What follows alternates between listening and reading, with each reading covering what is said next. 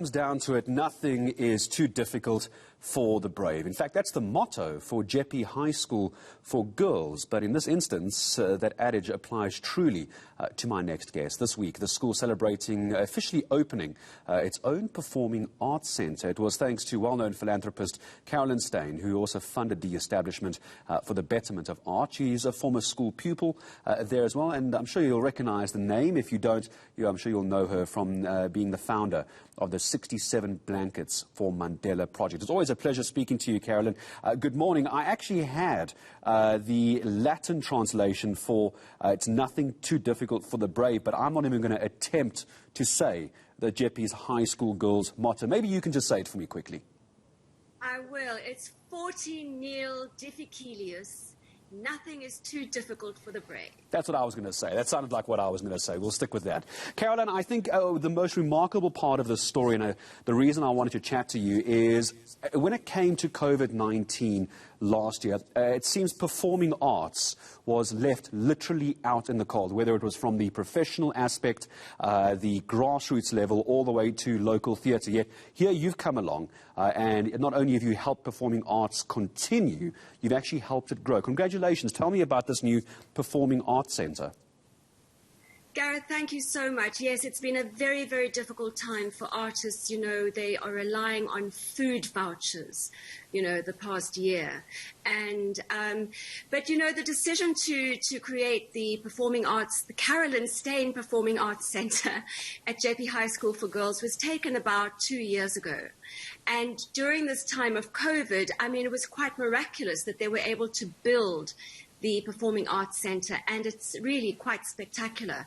So I'm really, really proud that we've actually come to this point. Last week I went to the school, I came out of lockdown. I've been in my house literally for the most part of 14 months. You know, my husband and I have been housebound. And Jeppe Girls, the headmistress, Dina Gonzalez, said, you know, Carolyn, we cannot use the space until you come and cut the ribbons. So I went, got dressed up, put on some shoes, normally I'm in my tackies, and went to cut the ribbon, and it was such a beautiful, beautiful experience. The girls were there, the reception was just so welcoming, the choir, you know, and they really did stick to the COVID protocols, distancing, and so the choir was below, on the field below, singing at the top of their lungs in the most beautiful, beautiful way. The dancers all masked, performing. And, you know, I have to tell you, when I was at school, I was terribly, terribly, terribly shy. I used to blush so badly and a very bad skin. So I didn't actually engage with my fellow classmates. I mean, I stayed away from them. My mom grew up in an orphanage, and her big dream, you know, she grew up with nothing, but her dream was for her children to speak well. So she wanted us to go to elocution lessons. So when I went to Miss Kelly down the road from Jeppe High School for Girls every Wednesday afternoon with my books on my back, she taught me how to say, how now, brown cow. Carolyn, let me come in there, and I'll tell you why I'm asking this question. Because based on your own struggles at school, putting together a performing arts centre like this goes far beyond being able to fill up a half-hour or a one-hour period during a school day. I mean, Jeppe Girls has been very well known over the years to have not just incredible academics, but from the performance side, many have actually gone on to do rather well locally and even internationally for some of those outstanding students as well. This is a much bigger game being played here, apart from just donating your money to help students. There's a much bigger role for this in South African arts, isn't there?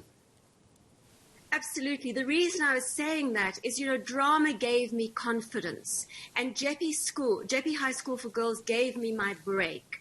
And so I felt, I really wanted to contribute in a way that would help other young girls who are experiencing difficulties the way I did, to find themselves, to find a confidence.